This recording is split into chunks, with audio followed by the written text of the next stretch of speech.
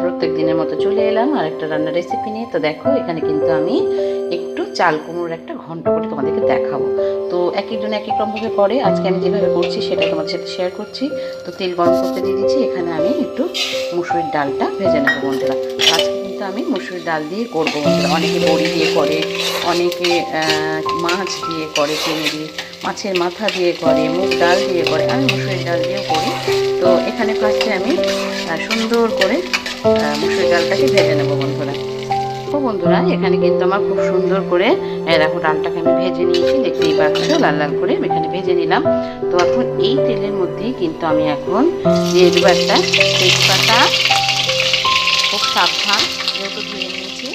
আর এখানে একটু জিরে, গোটা জিরে ফোড়ন দিয়ে দিলাম বন্ধুরা। তো এটা একটু নাড়াচাড়া করেই কিন্তু আমি এখানে দিয়ে দেবো, যেহেতু ধুয়েছিলাম বন্ধুরা আর একটু জল ছিল সেই কারণে ফুটছে, তো একটু বুঝে নিও। অসুবিধে হয় একা হাতে, তবুও চেষ্টা করি তোমাদেরকে দেখানো।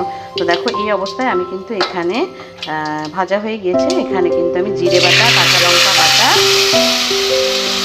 আর আদা বাটা একসঙ্গে দিয়ে দিলাম বন্ধুরা। আর তেলের মধ্যে দিয়েই কিন্তু এটা সুন্দর করে আমি কষিয়ে নেবো বন্ধুরা, তারপর তোমাদেরকে দেখাচ্ছি। তো দেখো বন্ধুরা এখানে কিন্তু আমি মশলাটাকে খুব সুন্দর করে কষিয়ে নিয়েছি, তোমরা দেখতেই পাচ্ছ। তো যাই হোক, এখন এই মশলার মধ্যেই কিন্তু আমি এখন হলুদ দিয়ে দেবো, পরিমাণ মতো লবণ দিয়ে দেবো। আর আমি এখানে কিন্তু একটু চাল কুমড়ো তরকারিতে একটু মিষ্টি অ্যাড করি ফ্লেভারটা একদম ব্যালেন্স করার জন্য। তো যার ইচ্ছে সে দেবে, যার ইচ্ছে না সে দেবে না। আর কাঁচা লঙ্কা তো বাটা দেওয়াই আছে, তার জন্য আর কোনো রকম ঝালের প্রয়োজন নেই বন্ধুরা। এবার কিন্তু খুব সুন্দর করে মশলাটাকে আমি এখানে কষিয়ে নেব। দেখতেই পাচ্ছ মশলাটা কিন্তু অলরেডি তেল ছেড়ে গিয়েছে, যেহেতু লবণ আর হলুদ দিলাম, তো আমি চাইবো আরেকটু মশলাটার সঙ্গে কষিয়ে নেব। তো দেখো বন্ধুরা এখানে কিন্তু মশলাটা সুন্দর করে কষানো হয়ে গেছে, আর কিন্তু আমার দরকার নেই কষানো। এবার কিন্তু এখানে আমি ভাপিয়ে রাখা চাল কুমড়োটাকে জল ঝরানো দিয়ে দেবো। আর সাথে কিন্তু বন্ধুরা আমি এই ডালটাকেও দিয়ে দেবো, যেহেতু এটাকে ফ্রাই করে রেখেছি, একটু সেদ্ধ হওয়ারও ব্যাপার থাকে।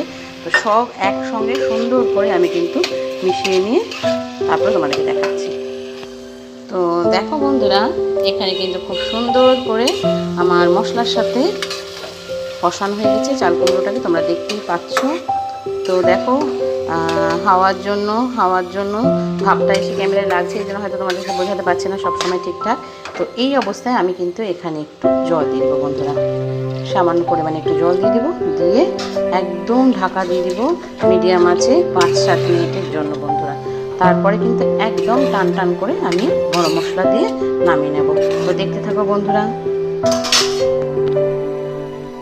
তো দেখো বন্ধুরা এখানে কিন্তু খুব সুন্দর করে আমার একদম টাইট হয়ে গিয়েছে, আর কিন্তু আমার কোনো দরকার নেই, টাইট করার কোনো দরকার নেই, একদম আমার রান্নাটা কিন্তু রেডি বন্ধুরা।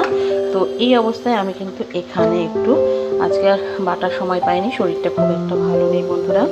তো যাই হোক, এখানে আমি কিন্তু একটু গরম মশলা দিয়ে দিলাম। এবার কিন্তু আমি এটাকে নাড়াচাড়া করে একদম বন্ধ করে দেবো গ্যাসের ফ্লেমটা, আর কিন্তু দরকার নেই।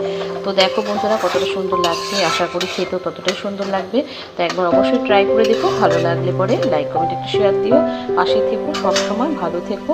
আজকের জন্য এই রেসিপিটাই ছিল, কালকে আবার অন্য কোনো রেসিপি নিয়ে তোমাদের সামনে হাজির হয়ে যাবো।